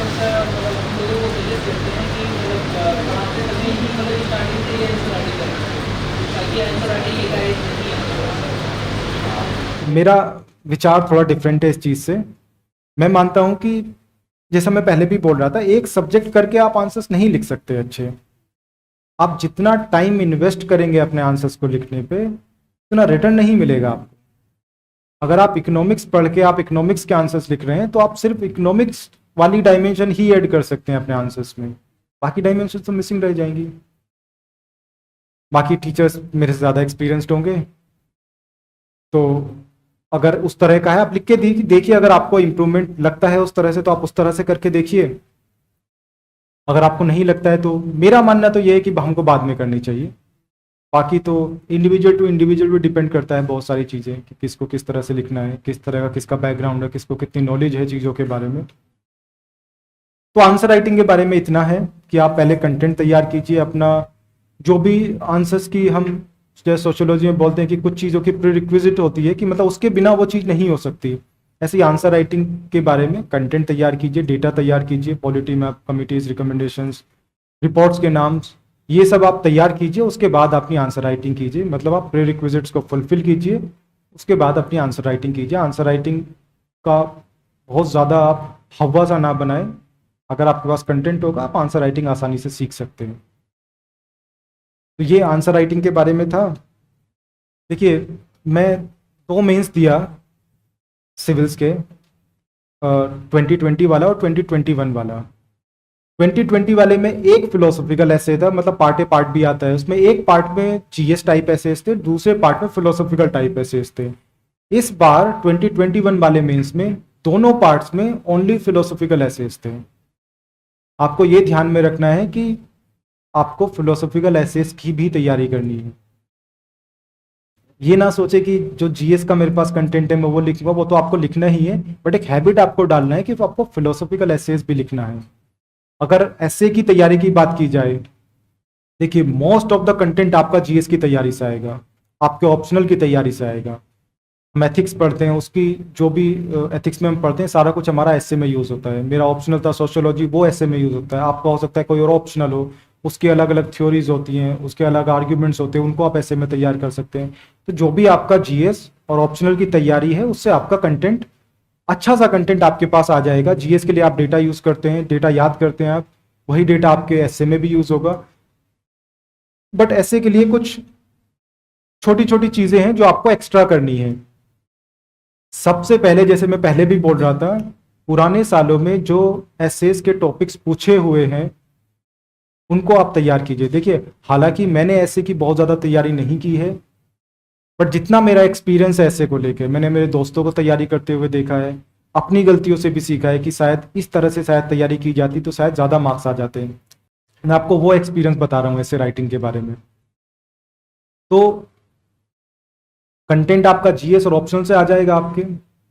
उसके बाद आपको कुछ और कंटेंट तैयार करना है, जैसे आपको कोट्स तैयार करनी है, और आपको डेटा तो आपका जीएस से आ जाएगा, कोट्स तैयार करनी है। इंट्रोडक्शन और कंक्लूजन के लिए जैसे एनेक्डोट्स होते हैं, फेमस पर्सनैलिटीज की लाइफ स्टोरीज होती हैं, वो आपको तैयार करनी है। अब डाउट ये रहता है कि कोट्स तो इतने सारे हैं, तैयार कौन से करने हैं, लाइफ स्टोरीज तो इतनी सारी है, तैयार कौन सी करनी है। इसके लिए आपके रेस्क्यू के लिए आएंगे आपके पुराने सालों में पूछे गए एसेस के टॉपिक्स। आप ये देखिए कि किस थीम से ज़्यादा ऐसे पूछे जाते हैं। फॉर एग्जांपल अगर विमेन रिलेटेड ज़्यादा पूछे जाते हैं, एजुकेशन रिलेटेड ज़्यादा पूछे जाते हैं, एनवायरनमेंट रिलेटेड ज़्यादा पूछे जाते हैं, तो फिर ये आपकी जिम्मेदारी है कि जब आप कोट्स तैयार करें तो उन थीम्स के लिए आप स्पेसिफिक कोट्स तैयार करें। विमेन के लिए अलग से कोट्स तैयार करें, अलग से एनेक्डोट्स तैयार करें। एनेक्डोट्स मतलब कि छोटी छोटी कहानियाँ, किसी की लाइफ से जुड़ी हुई छोटी छोटी कहानियों को ऐसा एनेक्डोट्स बोल सकते हैं। तो वो सब चीज़ें आप तैयार कीजिए, और तैयार उसके हिसाब से कीजिए जो पुराने सालों के एसेस पूछे गए हैं। एजुकेशन से रिलेटेड पूछा गया, एनेक्डोट्स तैयार कीजिए, उसके कोट्स तैयार कीजिए, उस पर प्रॉपर डेटा तैयार कीजिए, और कोशिश कीजिए जब आप प्रैक्टिस करें तो उन टॉपिक्स की आप ज़्यादा प्रैक्टिस करें। और अल्टीमेटली आपके एसे राइटिंग के लिए सबसे ज़्यादा ज़रूरी है आपकी प्रैक्टिस। जीएस में प्रैक्टिस तो जीएस में भी चाहिए, पर एसे का लिखने का आर्ट एकदम अलग है। उसमें हमको जैसे पैराग्राफ्स में लिखना होता है, जीएस में तो हम पॉइंट्स में भी लिख देते हैं। जब हम पैराग्राफ्स में लिखते हैं, पैराग्राफ्स के बीच में कनेक्ट होना चाहिए। अगर हमारे पैराग्राफ्स के अंदर की लाइन्स है तो लाइन्स के अंदर एक कनेक्ट होना चाहिए, एक प्रॉपर फ्लो होना चाहिए, एक प्रॉपर स्ट्रक्चर होना चाहिए हमारे एसे का। ये सब चीज़ें आपको प्रैक्टिस से सीखनी है। इसके लिए मैंने एक प्रैक्टिकल बुक पढ़ी थी जो अनुदीप ध्रुव शेट्टी सर की है, उसमें जीएस आंसर राइटिंग के ऊपर है, उसमें एसे का पार्ट भी है। तो उनकी बुक बहुत अच्छी है, मैंने उस बुक से काफ़ी कुछ सीखा है। आप भी पढ़ के देखिएगा, 1-2 घंटा लगता है उसका वो पोर्शन पढ़ने का, ऐसे वाला काफ़ी कुछ चीज़ें उन्होंने उसमें बताई हैं। तो ऐसे में इतना है कि आप बेसिक चीज़ें तैयार कीजिए, उसके बाद अपना प्रैक्टिस कीजिए। और जो सबसे ज़्यादा ज़रूरी चीज़ है वो है कि जब आपका एग्ज़ाम होगा तब आपको आंसर्स, आपको ऐसे कैसे लिखना है, आपको कौन से टॉपिक्स चूज़ करने हैं वहाँ पे। या आप जब अपनी टेस्ट सीरीज भी लिखेंगे, आपके पास ऑप्शंस होते हैं, वहाँ पे 4-5 ऑप्शंस होते हैं, उसमें से आपको एक सेलेक्ट करना होता है। आपको वो टॉपिक सेलेक्ट करना है जो आपको एकदम क्लियर हो, का एक एक वर्ड आपको समझ आए ऐसे का। अगर आपको एक वर्ड भी मिसिंग होगा, आपको एक वर्ड भी अगर समझ नहीं आएगा, तो आप ऐसे जिस डायमेंशन में वो ऐसे बोलना चाह रहा है, जिस ओरिएंटेशन है जो ऐसे का, वो आप शायद मिस कर जाएंगे। और ये अपने दिमाग में बिल्कुल भी ना रखें मेरे हिसाब से कि ये टॉपिक पे बहुत सारे लोग लिख रहे होंगे, इसलिए मैं एक यूनिक सा टॉपिक पकड़ता हूँ जिस पे कम लोग ऐसे लिखेंगे और मेरे मार्क्स अच्छे आएंगे। अगर आप ऐसा कोई यूनिक सा टॉपिक, अगर आप वेल वर्स्ड हैं उस टॉपिक में, अगर आपको आता है तो वेल एंड गुड, आप लिखिए उस चीज़ को। बट अगर आपको नहीं आता है तो आप उसको रहने दीजिए। जो आपको लग रहा है कि सारे लोग लिख रहे हैं, उसका आपके पास कंटेंट, तो आप उसी टॉपिक को चूज कीजिए, उसी टॉपिक के ऊपर लिखिए जिस टॉपिक का आपके पास कंटेंट हो, जो टॉपिक आपको क्रिस्टल क्लियर हो एकदम, जो टॉपिक आपको समझ आए, जिस टॉपिक को आप अच्छे से इंटरप्रेट कर पाए, जिस टॉपिक का एक एक वर्ड आपको क्लियर हो, आप वो टॉपिक सेलेक्ट कीजिए और उसी के ऊपर ऐसे लिखिए। और ऐसे में जो सबसे ज़्यादा कॉमन मिस्टेक होता है वो होता है डिस्ट्रैक्शन। मतलब कि हम कुछ लिखना चाह रहे हैं और किसी और दिशा में हम चले जाते हैं, लिखते लिखते हमारा फ्लो मिसिंग हो जाता है। सबसे ज़्यादा मिस्टेक यहीं पे होता है। और अगर कहीं पे बीच में फ्लो या स्ट्रक्चर हमारा मिस हो जाता है तो फिर मार्क्स हमारे 105, 107, 110 तक निपट जाते हैं, उसके ऊपर हम नहीं जा पाते। इसलिए जब भी आप अपना एसे लिखें, एक प्रॉपर स्ट्रक्चर पहले से बना लें। उसमें अगर आपका 10 मिनट भी लगता है तो वो वर्थ है उतना टाइम इन्वेस्टमेंट।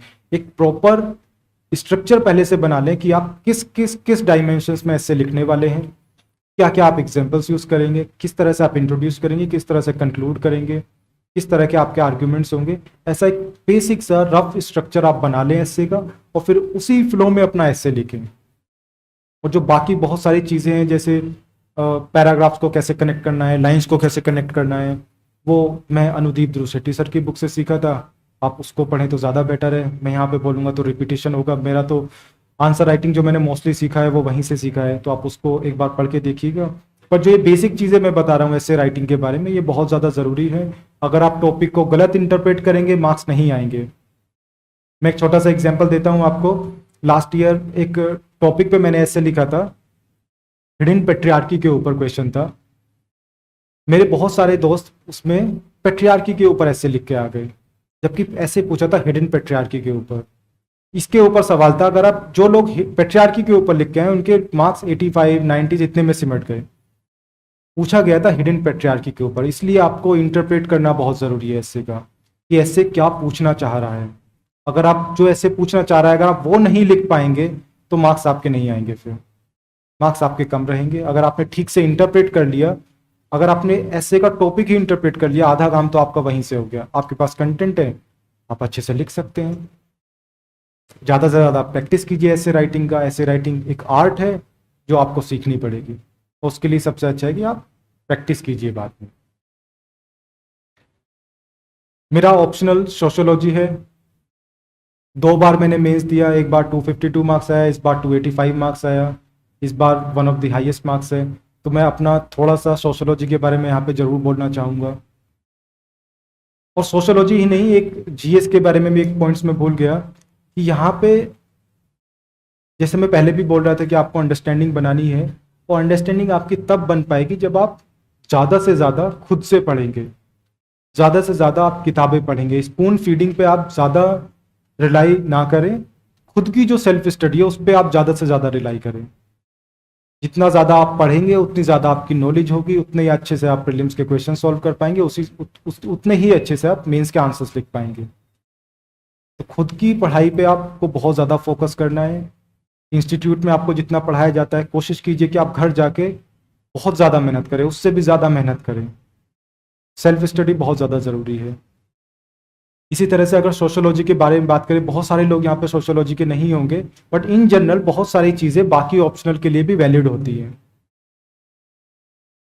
जो एवरेज मार्क्स होते हैं किसी भी ऑप्शनल में, जैसे हमारे यहाँ पे सोशियोलॉजी में 250 के आसपास मार्क्स एवरेज होते हैं, उतने मार्क्स आप कम पढ़ के भी ला सकते हैं। बट अगर आपको 280 प्लस 290 प्लस अगर आपको लाना है तो आपको ऑप्शनल में मेहनत करनी पड़ेगी। आपको ऑप्शनल को डेप्थ में पढ़ना पड़ेगा, आपको ऑप्शनल में इंटरेस्ट लेके पढ़ना पड़ेगा। अगर आपको अच्छी रैंक लानी है तो आपको ऑब्वियसली 270 280 तो क्रॉस करना ही पड़ेगा कम से कम ऑप्शनल में। तो उसके लिए आपको डेप्थ में पढ़ना पड़ेगा, और डेप्थ में पढ़ने के लिए सबसे अच्छा होता है कि आप जो रेफरेंस बुक्स होती हैं आप उनको ज़्यादा से ज़्यादा पढ़ें। जैसे हमारे सोशियोलॉजी में इग्नू होता है, बहुत अच्छा मटेरियल है, आप उसको बहुत बढ़िया से पढ़िए। आपको जो भी, अगर आपको जो भी मटेरियल इंस्टीट्यूट प्रोवाइड किया जाता है उसको आप बहुत बढ़िया से पढ़िए। क्लास अगर आपकी होती है आप उसके नोट्स बढ़िया से बनाइए। पॉइंट ये है कि आप अपने ऑप्शनल को डेप्थ में पढ़िए, क्योंकि जब आप ऑप्शनल के आंसर्स लिखने जाएंगे, जीएस के आंसर्स में इतना डेप्थ नहीं चाहिए होता है, वो जर्नलिस्ट पेपर है, जनरल बातें हमको लिखनी होती है। बट ऑप्शनल के पेपर में हमको डेप्थ में लिखना होता है, चीज़ों को डेप्थ में जाके एनालाइज करना होता है, कोई भी चाहे ऑप्शनल हो। उसके लिए आपको ज़्यादा पढ़ना पड़ेगा, आपको उसमें मेहनत करनी पड़ेगी। अपना ये माइंडसेट ना रखें कि मैं सुपरफिशियली करूँगा या करूँगी, ऊपर ऊपर से करेंगे, छोटे छोटे नोट्स पढ़ लेंगे, उनसे आपका काम चल जाएगा। अगर आप ये करेंगे तो आपकी डेप्थ में अंडरस्टैंडिंग नहीं बन पाएगी, और कहीं ना कहीं आपके वो मार्क्स में भी रिफ्लेक्ट होगा कि आपके मार्क्स वहाँ पे कम आएंगे। अगर आपको अच्छे मार्क्स लाने हैं तो आपको डेप्थ में जाके पढ़ना पड़ेगा, रेफरेंस बुक्स पढ़नी पड़ेंगी, जैसे इग्नू है, इस तरह की चीज़ें आप पढ़ें। उनके आप शॉर्ट नोट्स बनाएं, और जो चीज़ें रटने वाली हैं उनके आप सोशोलॉजी स्पेसिफिक आप उनके अलग से नोट्स बना लें। जैसे हमारे थिंकर्स होते हैं, उनकी बुक्स होती हैं, उनके बेसिक आर्ग्यूमेंट्स होते हैं, आप उनके छोटे छोटे नोट्स बना लें और अपने आंसर्स में कोशिश करें कि आपके आंसर्स में डेप्थ दिखे, और डेप्थ दिखेगी जब आपको अंडरस्टैंडिंग होगी चीज़ों की। सोशोलॉजी स्पेसिफिक आपको अंडरस्टैंडिंग होगी, सोशोलॉजिकल थ्योरीज आपको एकदम क्रिस्टल क्लियर होंगी, तभी आप अच्छे आंसर्स लिख पाएंगे, तभी आपके आंसर्स में डेप्थ आ पाएगी। तो ये सोशोलॉजी के बारे में ही नहीं, बाकी कोई भी अगर आपका ऑप्शनल है वो सबके लिए वैलिड है। ऑप्शनल को आप ज़्यादा से ज़्यादा पढ़िए, कोशिश कीजिए कि आपको डेप्थ में अंडरस्टैंडिंग हो उसकी, और वो डेप्थ में अंडरस्टैंडिंग आपके आंसर्स में रिफ्लेक्ट होगी अल्टीमेटली, तभी आपके मार्क्स आएंगे। जैसे मुझे बताया गया कि यहाँ पे मोस्टली बच्चे हिंदी मीडियम के हैं, और एक बहुत कॉमन सा क्वेश्चन मेरे से भी बहुत सारे लोगों ने पूछा कि सर हिंदी मीडियम के सिलेक्शंस कम होते हैं, क्या हमको इंग्लिश मीडियम ले लेना चाहिए। यहाँ पे मेरा मानना ये है कि जैसे इस बार भी रैंक 18 रवि सिहाग हैं, रैंक 22 हैं, उनका सिलेक्शन हुआ है। पॉइंट ये है कि अगर आप जो भी एग्जाम्स की डिमांड्स हैं अगर आप उनको फुलफिल करेंगे तो आपका सिलेक्शन होगा इर्रेस्पेक्टिव ऑफ योर मीडियम। आपका हिंदी मीडियम हो, इंग्लिश मीडियम हो, कोई भी मीडियम हो, आप अगर एग्जाम की डिमांड्स को फुलफिल करेंगे तो आपके मार्क्स आएंगे फॉर श्योर। अब डिमांड्स क्या होती है कि जैसे मेंस में हमको अपने अच्छे आंसर्स लिखने हैं, जैसे मैं पहले भी इतना मैंने बोला आंसर राइटिंग के बारे में, अगर आप ये सब चीज़ें करेंगे, कोई सा भी आपका मीडियम हो, आपके मार्क्स आएंगे। आप मेहनत कीजिए, अपने हिंदी मीडियम में भी हो या इंग्लिश मीडियम, जो भी आपका मीडियम हो, अपने मीडियम में आप मेहनत कीजिए और आपका सिलेक्शन 100% होगा। अगर आप मेहनत करते हैं, डेप्थ में पढ़ते हैं, अंडरस्टैंडिंग बना के पढ़ते हैं, सिलेक्शन से आपका नहीं रुकेगा, चाहे आपका कोई भी मीडियम हो। मेरे हिसाब से मीडियम बहुत ज़्यादा मैटर नहीं करेगा। इंटरव्यू आप हिंदी में भी दे सकते हैं, मैंने तो वैसे इंग्लिश में दिया था, मेरे मार्क्स भी कम आए थे, लगता है मुझे कि हिंदी मीडियम शायद उस टाइम पर सिलेक्ट करना चाहिए था। तो मेरे हिसाब से मीडियम बहुत ज़्यादा मैटर नहीं करेगा अगर आप अच्छे से मेहनत करते हैं और एग्जाम की डिमांड्स को आप फुलफिल करते हैं। तो कोई सा भी मीडियम हो, सिलेक्शन सारे मीडियम्स में होगा। अगर मैं यहाँ पे कुछ भूल गया हूँ, कोई डायमेंशन कवर करना, अगर आपके मन में कोई भी डाउट है तो अभी आप बेहिचक पूछिए। जी सर।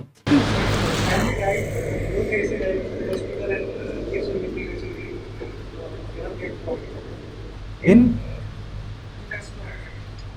हाँ, अगर आपका फिट बैठता है तो आप जरूर लिख सकते हैं। देखिए, किसी भी तरह से आप इंट्रोड्यूस करिए अपने ऐसे को, वो फिट बैठना चाहिए टॉपिक में। जैसे मैं पहले भी बहुत बात करता है, लिंक होना चाहिए उसका, वो भी ऑर्गेनिक लिंक होना चाहिए एकदम। अगर वो फिट बैठता है, चाहे एनेक्डोट हो, कोट हो, आप कुछ भी यूज कीजिए, फिट होना चाहिए वहां पे, आप कुछ भी यूज कर सकते हैं। पूछिए पूछिए।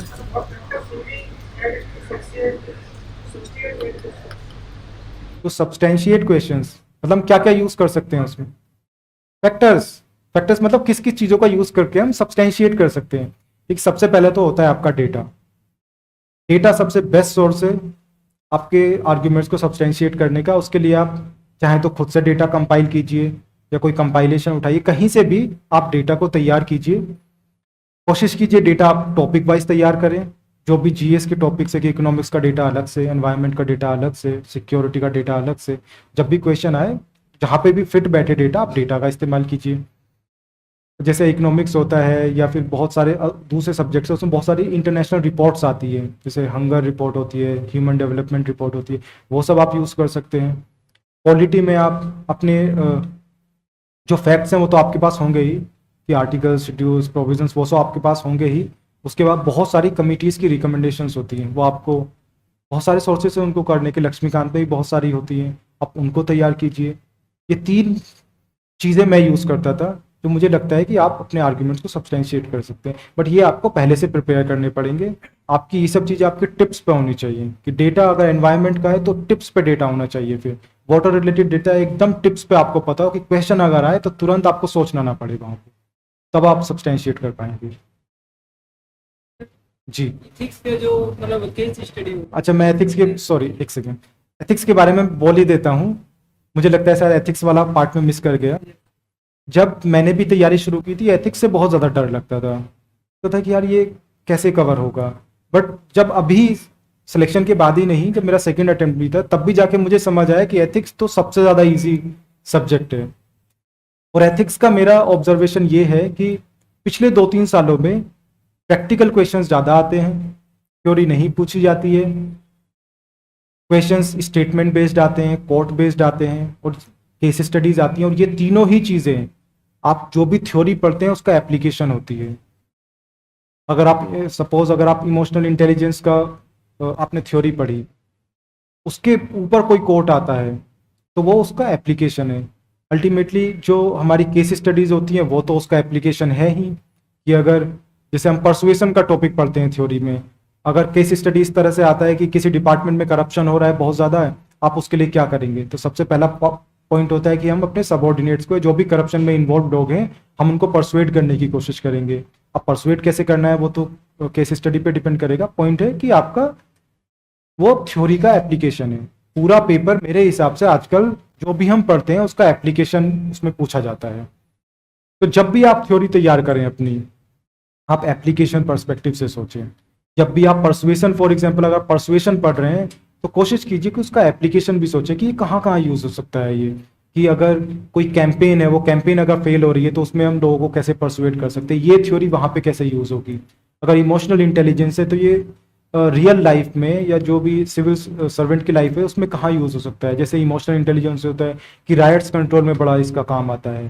तो जब भी हम थ्योरी पढ़ें उसको एप्लीकेशन पर्सपेक्टिव से पढ़ें।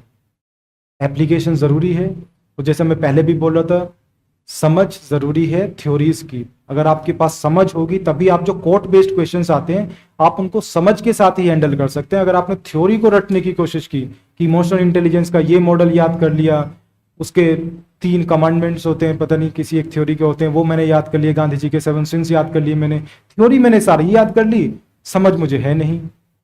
जब क्वेश्चंस आएंगे नहीं कर पाएंगे फिर आप। एथिक्स में आपको बहुत अच्छे से चीज़ों की अंडरस्टैंडिंग होनी चाहिए। जो भी चीज़ें हैं, जो भी थ्योरीज हैं आपकी, वो आपको एकदम समझ होनी चाहिए उसकी एप्लीकेशन पर्सपेक्टिव से। सिर्फ थ्योरीज को याद करने से नहीं होगा कि डिओन्टोलॉजिकल अप्रोच ये होती है, इसकी डेफिनेशन 2 लाइन याद कर ली, इंटीग्रिटी ये होता है, इसकी 2 लाइन याद कर ली, 4 एग्जाम्पल्स याद कर लिए उसका, इससे काम नहीं चलेगा। अब आपको चीज़ों की प्रैक्टिकल समझ होनी बहुत ज़रूरी है एथिक्स में। और अपने आंसर्स में जब आप आंसर राइटिंग करें एथिक्स की, तो कोशिश करें कि अपने आंसर्स आपके प्रैक्टिकल डायमेंशन से लिखे हुए हों, उसमें थ्योरीज बहुत ज़्यादा या फिलोसफीज बहुत ज़्यादा ना हो। क्योंकि मेरा कॉमन सेंस तो ये बोलता है कि जो भी एग्जामिनर या इवेल्युएटर है आपकी कॉपीज का, वो आपकी जो आपकी एथिक्स को लेके समझ है उसको टेस्ट करेंगे, रादर देन आपको कितनी थ्योरीज की नॉलेज है। थ्योरीज की नॉलेज तो किसी को भी हो सकती है, उसका व्यक्तित्व हो सकता है कि वो एथिकल हो या ना हो, वो अलग मैटर है। बट एथिक्स का ज्ञान तो एक एथिक्स के प्रोफेसर को बहुत अच्छे से हो सकता है, बट ये भी हो सकता है कि वो व्यक्ति, वो प्रोफेसर एथिकल ना हो अपनी लाइफ में। यहाँ पे आपके एथिक्स चेक किए जाते हैं। तो कोशिश कीजिए कि आप अपने पर्सपेक्टिव से चीज़ों को एनालाइज करके लिखिए, प्रैक्टिकल डायमेंशंस उसमें डालिए, रादर देन आप बहुत ज़्यादा थ्योरीज या फिलोसफीज यूज़ करने के बजाय। अगर आपको जैसे डिओन्टोलॉजी भी यूज़ करना है, अगर आपको थ्योरी यूज़ करनी है तो आप डिओन्टोलॉजी वर्ड यूज़ करने की बजाय डायरेक्टली आप उसको एक्सप्लेन कर दीजिए। अगर आपको डिओन्टोलॉजी वर्ड यूज़ करना है ब्रैकेट में यूज़ कीजिए, बट कोशिश कीजिए कि आप उसको एक्सप्लेन करके लिखें। और केस स्टडीज तो प्रॉपर एप्लीकेशन है, उसमें सीधे सीधे सवाल पूछे जाते हैं, ABCD पार्ट होते हैं, कहीं पे एथिकल डायलेमा पूछा जाता है, कहीं पे मेरिट्स डीमेरिट्स पूछा जाता है। केस स्टडीज आसान होते हैं काफ़ी। तो एथिक्स में यही है कि जब आप थ्योरी पढ़ें तो उसको प्रैक्टिकल डायमेंशन से पढ़ें, ये बहुत ज़्यादा इंपॉर्टेंट है। और जैसे पहले बताया, एथिक्स में आंसर राइटिंग बहुत इंपॉर्टेंट है, डायग्राम्स बहुत इंपॉर्टेंट है, इनको आप सीखने की कोशिश कीजिए। अब पूछिए आप अपना सवाल। एथिक्स में जो केस स्टडी आता है उसको आप कैसे handle करते हैं?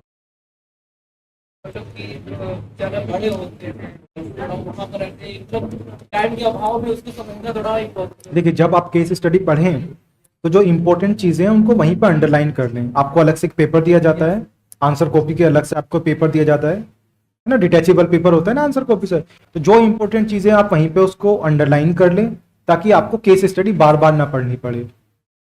जब आप लिखना शुरू करें केस स्टडी को, एक छोटा सा इंट्रोडक्शन दीजिए, जो उस केस को छोटा सा समराइज कर दीजिए कि कहीं पे अगर करप्शन का केस है, तो आप लिख दीजिए कि वहाँ पे जो भी करप्शन से रिलेटेड कि this is the most deep rooted problem in our administration and this case also highlights the same issue. जो भी आपको लिखना है छोटा सा आप इंट्रोडक्शन लिखिए। उसके बाद चाहे आप एक छोटा सा डायग्राम बना सकते हैं जिसमें आप स्टेक होल्डर्स लिखते हैं, सनरे डायग्राम होता है ऐसा गोल करके रेज निकालते हैं चारों तरफ, है ना, उस तरह से आप सनरे डायग्राम बना दीजिए। उसके बाद आप जो सवाल में पूछा है उसको हैंडल कीजिए। सिंपल पूछा होता है उसमें, कहीं पे होता है कि पार्ट ए होता है उसका कि एथिकल डायलेमास बताइए, सिंपल आप हेडिंग डालिए ए डाल के कि एथिकल डायलेमास, उसके एथिकल डायलेमास लिखिए। फिर उसमें पूछा जाएगा कि हो सकता है कि 3-4 ऑप्शंस आपको दिए हैं, उसके मेरिट्स डिमेरिट्स पूछे जाए। सिंपल आप ऑप्शन ए लिखिए, ऑप्शन की हेडिंग डालिए, मेरिट्स की हेडिंग डालिए, मेरिट लिखिए 3-4, डिमेरिट्स लिखिए, सारे 3-4 पॉइंट्स होंगे। उसके बाद पूछेंगे आपसे कि आप कौन सा सेलेक्ट करेंगे। सी पार्ट में सी पार्ट लिखिए कि कौन सा ज़्यादा सूटेबल है, उसको आप जस्टिफाई करने के लिए बोलेंगे, 5-7 पॉइंट उसको जस्टिफिकेशन में दे दें। और उसके बाद अगर आप डायग्राम बनाना चाहते हैं, मुझे लगता है कि एथिक्स में डायग्राम बहुत ज़्यादा इंपॉर्टेंट है, तो एक छोटा सा एक फ्लो चार्ट बना दीजिए उसमें कि आप कौन कौन से स्टेप्स लेंगे। कि अगर जैसे करप्शन का केस है कि पहले मैं परसुएड करूंगा, जब आप जस्टिफिकेशन मांगेंगे उसमें आप बोलेंगे कि ये सबसे अच्छा मेरे हिसाब से सॉल्यूशन है, आप उसमें जस्टिफिकेशन लिखा आपने, आप जो आपने लिखा है अपने आंसर में आप उसको एक छोटे से डायग्राम से समराइज कर दीजिए कि आप कौन कौन से स्टेप्स लेंगे। अगर आपको करप्शन का है फॉर एग्जांपल, तो पहला होगा कि मैं परसुएड करने की कोशिश करूंगा सबऑर्डिनेट्स को या अपने कलीग्स को, उनको परसुएड करेंगे। अगर परसुएशन नहीं होना होगा तो मैं उसके खिलाफ जो भी इंक्वायरी वगैरह FIR वगैरह वो करूंगा। कोई तीसरा स्टेप आपके पास होगा कि आप फ्यूचर में CCTV कैमरास लगाएंगे या जो भी लगाएंगे, मोर सेंसिटिविटी या फिर इस तरह की ट्रेनिंग देंगे आप उसको। आप इस तरह से शॉर्ट में आप उनको स्टेप वाइज उसमें एक फ्लो चार्ट बना दीजिए। मोस्टली केस स्टडीज इसी तरह की होती है और केस स्टडीज काफ़ी आसान होता है, जब आप प्रैक्टिस करेंगे तो आसानी से हो जाएगा। जी एक सेकेंड, सर पूछ रहे थे।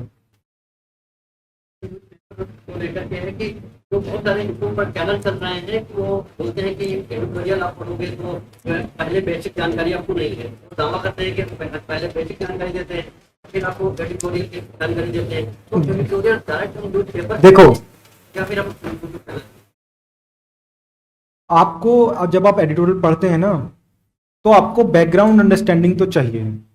अब वो आपके ऊपर है कि आप यूट्यूब चैनल से करें या खुद से सर्च करें। मेरा तरीका ये था कि जब मैं एडिटोरियल पढ़ता था खुद से गूगल पे जाके उसको सर्च कर लेता था कि अगर फॉर एग्जांपल आज अगर इंडिया चाइना रिलेशंस के ऊपर कोई एडिटोरियल आया है या बॉर्डर प्रॉब्लम के ऊपर कोई प्रॉब्लम आया इंडिया चाइना की, तो मैं उसको पहले जाके उसका कंटेक्स्ट जानता था कि क्या इंडिया चाइना के बीच में क्या प्रॉब्लम्स है बॉर्डर इश्यूज को लेके, क्या क्या और अदर इश्यूज हैं, क्या क्या गवर्नमेंट ने दोनों ने साथ मिलके काम किए हैं, क्या क्या स्टेप्स लिए हैं और किस तरह से इसका सॉल्यूशन हो सकता है। उसके बाद वो एडिटोरियल पढ़ता था। कंटेक्स्ट बनाना आपकी जिम्मेदारी है, आप किसी भी तरह से बनाइए, बट ये भी मैं बोलूंगा कि स्पून फीडिंग ज्यादा अच्छी नहीं है। आप अगर खुद से पढ़ेंगे तो आपको ज्यादा समझ आएंगी चीजें।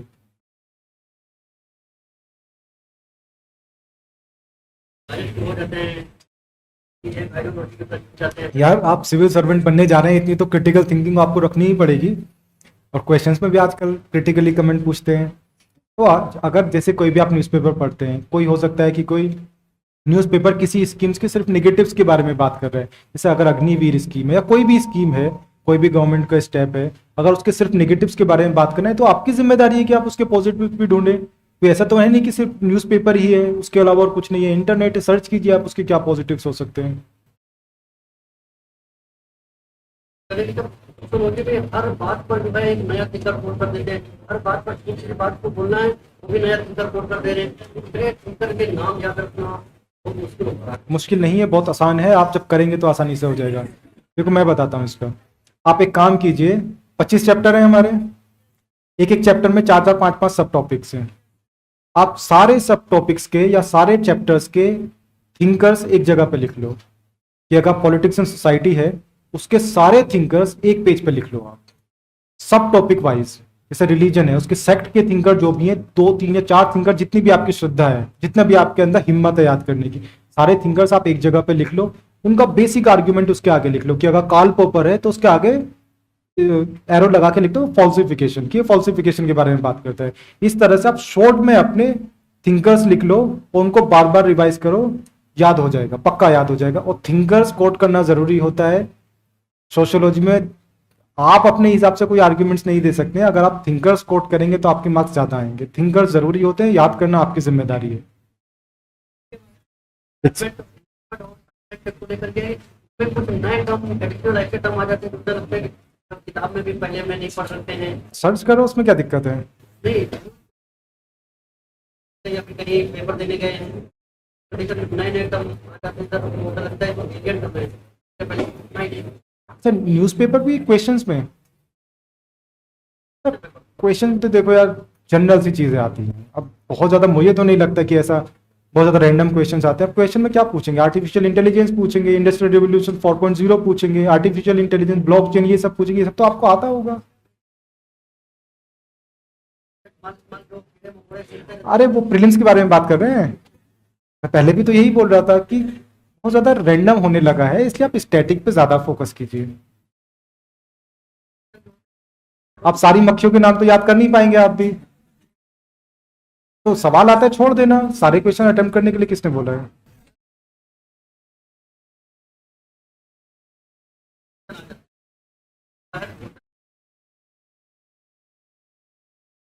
देखो आपके पास लिमिटेड टाइम है, सिलेबस बहुत बड़ा है, आप बहुत ज़्यादा चीज़ें तो पढ़ नहीं पाएंगे। अब ऐसा तो है नहीं कि मॉडर्न हिस्ट्री की 10 किताबें हमने पढ़ ली।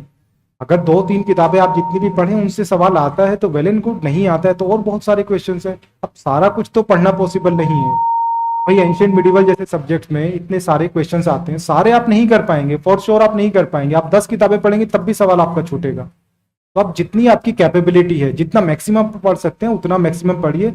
और वैसे भी यार 50% मार्क्स लाने हैं, 100% तो लाने नहीं है। तो क्वेश्चंस तो आप छोड़ ही सकते हैं ना, स्कोप है आपके पास, जितना आपको आता है उतना आप कीजिए। एक सेकंड यार, जब हम बोर्ड के अंदर जाएंगे, जब क्लास के कल इंटरव्यू आपका किस चीज़ का?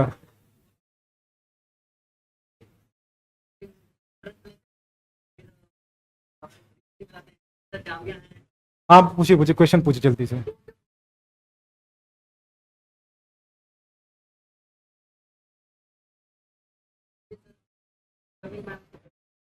देखिए वो डिपेंड करता है आपके चेयरमैन के ऊपर। अगर चेयरमैन आपकी फीमेल है तो ऑब्वियसली मे आई कम इन मैम। अगर मेल है तो यार, तो कॉमन सेंसिकल चीजें पूछना क्या चाह रहे हैं आप? यार सेंटर में बैठे होते हैं भाई, सेंटर में बैठे होते हैं भाई, क्या है उसमें?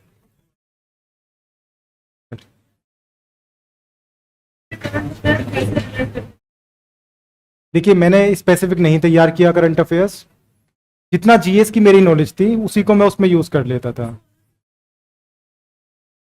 देखिए अगर आप पहले, जैसे मैंने बोला, अगर आपको समझ होगी चीजों की, अगर आपने समझ के करंट अफेयर्स पढ़ा है, चाहे वो जीएस हो या सोशियोलॉजी हो, आप उसको यूज कर पाएंगे वहां पे। आप, मैंने अलग से नहीं तैयार किया था। मुझे लगता है टाइम इतना लिमिटेड होता है कि आप करंट अफेयर्स कैसे तैयार करेंगे सोशियोलॉजी के लिए?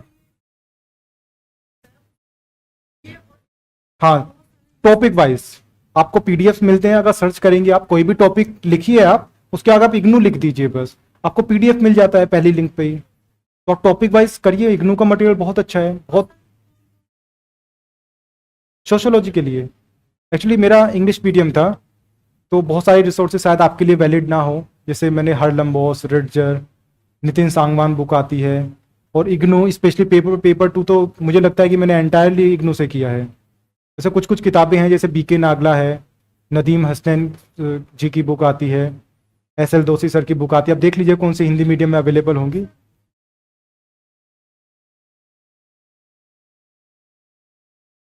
मैंने कोचिंग का मटेरियल भी पढ़ा। मटेरियल मतलब जो मैंने क्लास में नोट्स बनाए थे अपने, वो अपने किए थे। उसके बाद अपनी रेफरेंस बुक्स पढ़ी थी, जो भी बुक्स आती है।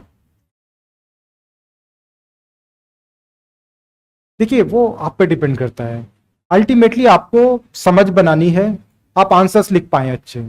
आप किस मटेरियल को लेके, किस मटेरियल को करके आप अच्छे आंसर्स लिख पा रही हैं, वो आपके ऊपर है। आपको डेप्थ में अंडरस्टैंडिंग होना चाहिए, दैट्स इट। अब देखो जैसे पेपर 2 है यार, इग्नू पढ़ लेना चाहिए। पेपर 1 में भी है बहुत सारे, जैसे हमारे थिंकर्स हैं वो इग्नू में इतना अच्छे दिए हुए हैं, मेरे हिसाब से पढ़ लेने चाहिए। कौन सी? एसएल दोषी और पीसी जैन, वो तो रूरल सोशियोलॉजी के ऊपर है वो।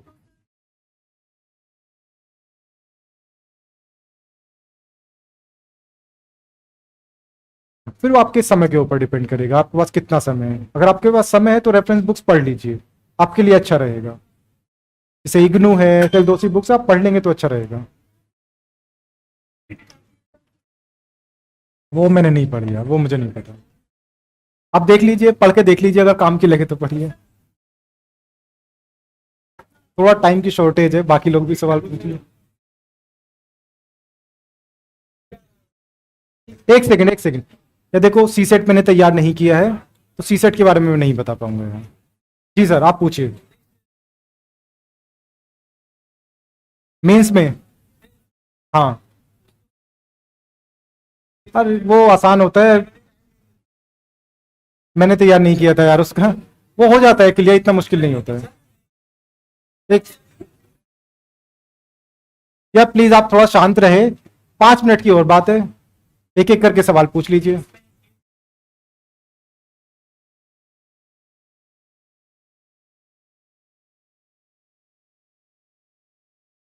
देखिए देखिए, लो को तो आप वॉयलेट नहीं कर सकते, लो को यूज करते हुए अपने आंसर्स आपको लिखने हैं, बट जो हमारी बाकी सोशल वैल्यूज हैं, एम्पैथी है हमारा, इंटेग्रिटी है, वो भी आपको मेंटेन रखनी पड़ेगी। आपको दोनों के बीच में एक बैलेंस रखना ही पड़ेगा, लो को वॉयलेट नहीं कर सकते मेरे हिसाब से। जब आपका फर्स्ट नहीं हुआ, सेकंड सेकंड में आपने बेच दिया, तब क्या दुविधा पैदा हुई कि मेरा नेक्स्ट में होगा कि नहीं होगा? जब आप लगातार फिलिप्स नहीं होता है या मेंस में हम डिस्क्वालीफाई हो जाते हैं, तो एक दुविधा पैदा होती है कि फाइनेंशियल कंडीशन जब ठीक ना हो, और अधिकांश स्टूडेंट जो आते हैं प्राइवेट बेस्ड इंग्लिश आते हैं, ये कंडीशन पैदा हो जाती है कि अगर नेक्स्ट टाइम मेरा नहीं हुआ तो फिर मैं क्या?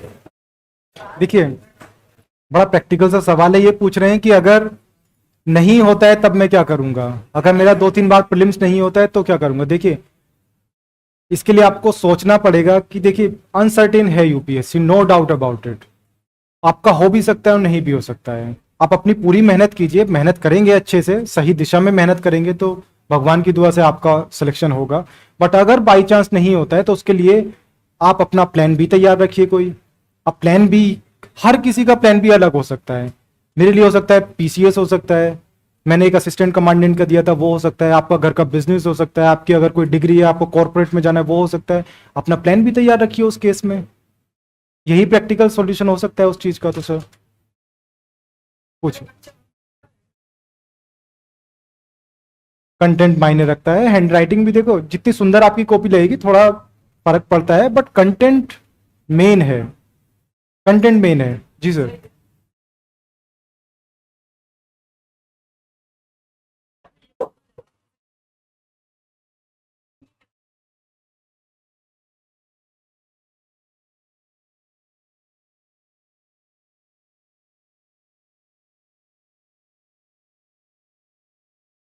ये पूछ रहे हैं कि हमको कंसिस्टेंसी कैसे बनानी है अपनी, हम कुछ दिन पढ़ पाते हैं फिर कुछ दिन नहीं पढ़ पाते हैं। देखिए, ये तो रियलिटी है कि अप्स एंड डाउन्स तो आते हैं, कभी पढ़ाई होती है कभी नहीं होती है पढ़ाई।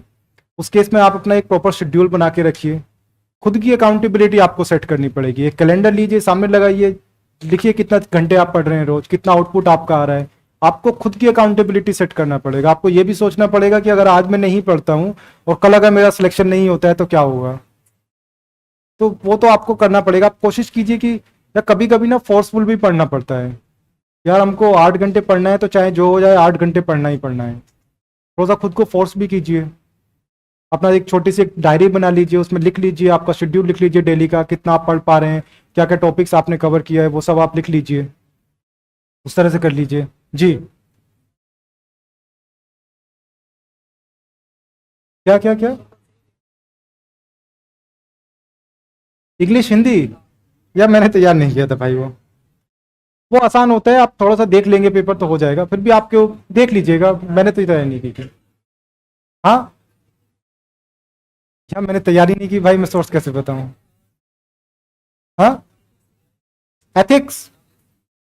या देखो, एथिक्स के लिए मैं किताब पढ़ा था, decode ethics by Mudit Jain. अब मुझे नहीं पता है कि वो हिंदी में आती है कि नहीं आती है, बट बुक अच्छी है अगर आपको आंसर राइटिंग सीखना है तो। अगर आप हिंदी मीडियम से हैं फिर भी एक बार किताब पढ़िएगा, वो देखिएगा, उसमें डायग्राम्स बहुत अच्छे दिए हुए हैं, जो पीवाई की उसके सॉल्यूशन है, मॉडल आंसर है, वो अच्छे दिए हुए हैं उसमें। Decode ethics, DECODE ethics by Mudit Jain.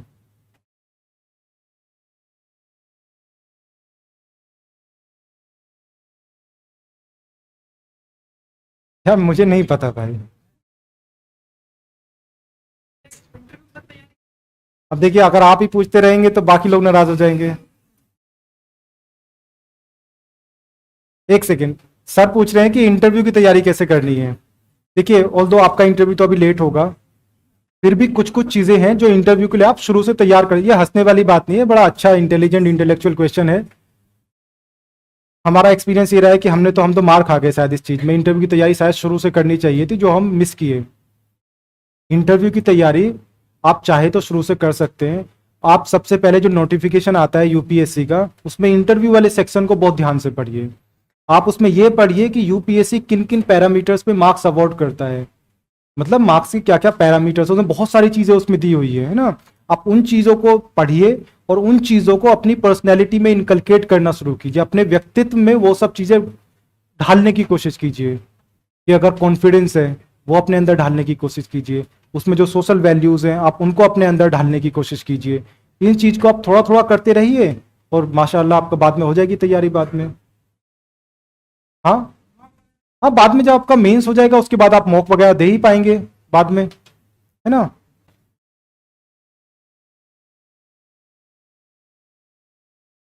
जी ये पूछ रहे हैं कि मेंस में जो सवाल हमको नहीं आते हैं उनको कैसे अटेम्प्ट करना है।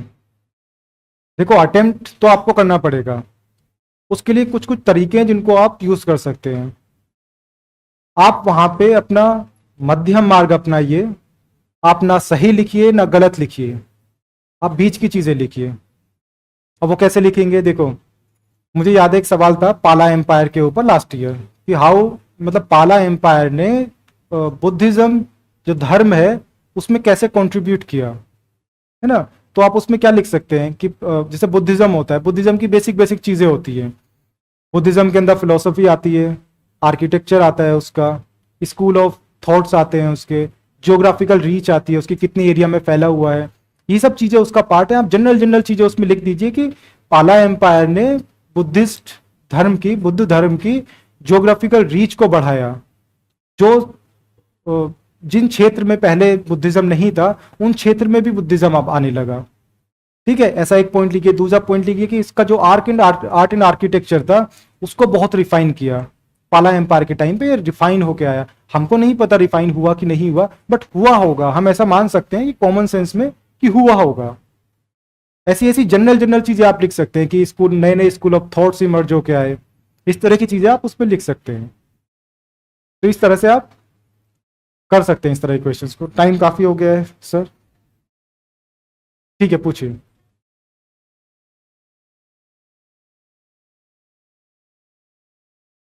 ठीक है, मैं एक टाइम पे एक चीज करता था। जब मैं सोशियोलॉजी करता था तो मैं सिर्फ सोशियोलॉजी करता था अपना ऑप्शनल।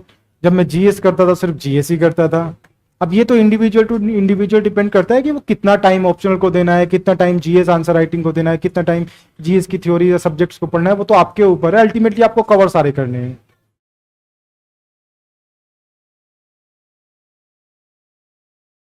तो एक दिन बैठ के आंसर राइटिंग कर लो, आपको कॉन्फिडेंस आ जाएगा कि आज आंसर राइटिंग हो गई है हमारी। इस क्वेश्चन में से अगर कोई क्वेश्चन हमारे समझ में नहीं आया और फिर गलत है तो उसका गलत हो गया, कोई एक क्वेश्चन मेंस में है कि बंदा पूरी तरह से नहीं जान सकते, तो उसका बाकी क्वेश्चन में वही तो मैं बोल रहा था, आप कोशिश कीजिए ज्यादा से ज्यादा आप रिलेवेंट चीजें लिखें।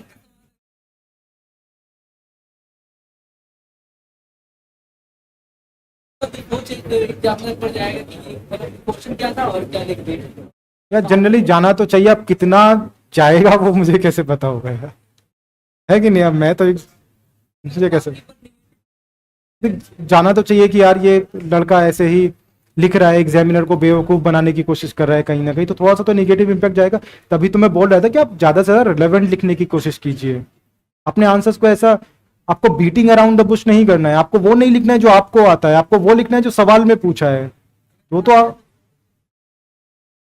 बहुत सारे तरीके हैं, जो सवाल आपको नहीं आता है उनके भी आंसर्स लिख सकते हैं। जैसे उन्होंने पूछा था ना, हाँ या पेनल्टी मार्क्स लगते तो है, पर मैं एग्जैक्टली श्योर नहीं हूं कि उसका क्या मैकेनिज्म होता है।